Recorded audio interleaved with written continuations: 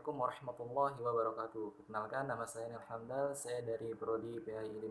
Di sini saya akan menjelaskan tentang pengertian Pancasila, era prakemerdekaan dan era kemerdekaan.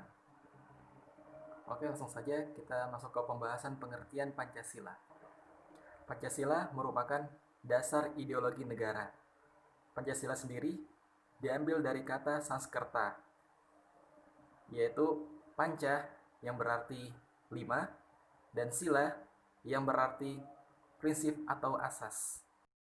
Sila merupakan rumusan pedoman berbangsa dan bernegara bagi seluruh rakyat Indonesia.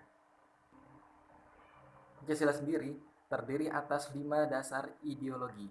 Yang pertama, ketuhanan yang Maha Esa. Yang kedua, kemanusiaan yang adil dan beradab.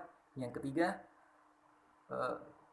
persatuan Indonesia. Yang keempat, kerakyatan yang dipimpin oleh hikmat kebijaksanaan dalam permusyawaratan perwakilan.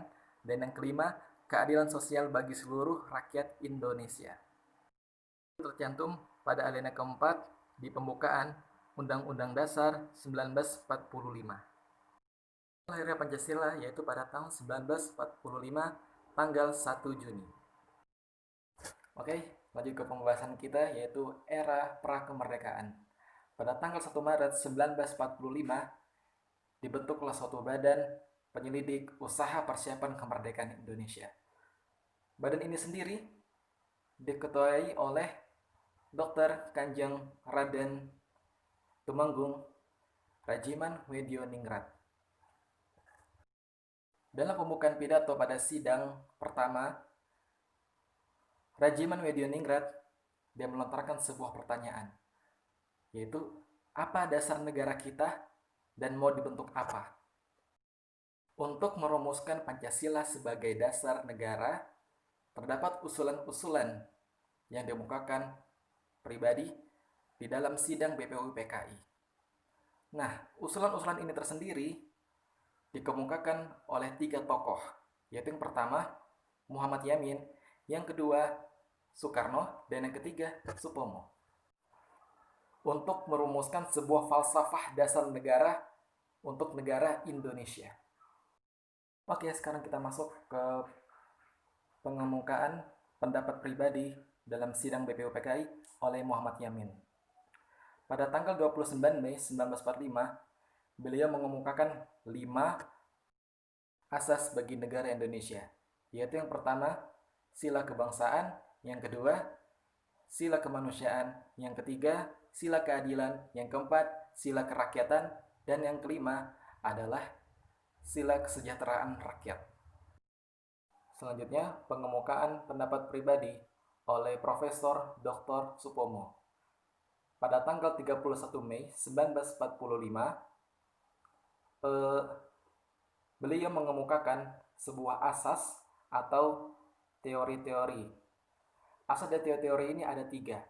Yang pertama adalah paham negara perseorangan atau individualis. Yang kedua adalah paham negara kelas atau kelas teori. Dan yang ketiga adalah paham negara integralistik.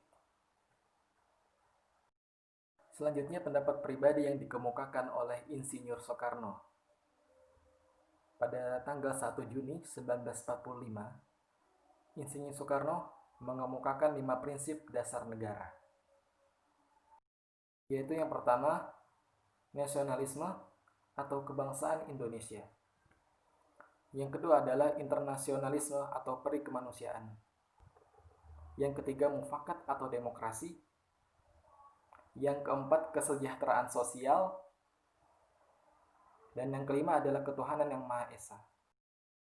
Selanjutnya saya akan menjelaskan di era kemerdekaan. Pada era prakemerdekaan, setelah perumusan dasar negara pada tanggal 29 Mei hingga 1 Juni 1945, setelah itu dirumuskan panitia kecil yang beranggotakan 9 orang untuk merumuskan gagasan-gagasan pada dasar negara yang dilontarkan oleh 3 pembicara pada sidang pertama BPUPKI. Tanggal 18 Agustus 1945, Piagam Jakarta mengesahkan pada sidang PPKI. dalam pembentukan Undang-Undang Dasar 1945. Naskah ini ditulis dengan menggunakan ejaan Republik dan ditandatangani oleh Insinyur Soekarno, Muhammad Hatta, A.A. Maramis, Abdul Kahar, Haji Ahmad Salim, Ahmad Subarjo, Abi Kuno, Kiai Haji Wahid Hasyim, dan Muhammad Yamin.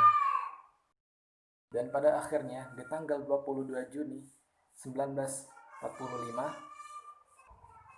Piagam Jakarta memperbandingkan rumusan dasar negara menjadi yang pertama, ketuhanan yang Maha Esa, yang kedua, kemanusiaan yang adil dan beradab, yang ketiga, persatuan Indonesia, yang keempat, kerakyatan yang dipimpin oleh hikmat kebijaksanaan dalam permusyawaratan perwakilan, dan yang kelima, keadilan sosial bagi seluruh rakyat Indonesia. Itulah dasar negara yang sampai sekarang masih digunakan dan akan digunakan untuk seterusnya. Mungkin itu saja yang dapat saya sampaikan atau saya jelaskan. Sekian, mohon maaf jika ada salah-salah kata, baik dari segi ucapan, baik dari segi materi, dan segi lainnya. Kurang lebih mohon maaf. Assalamualaikum warahmatullahi wabarakatuh.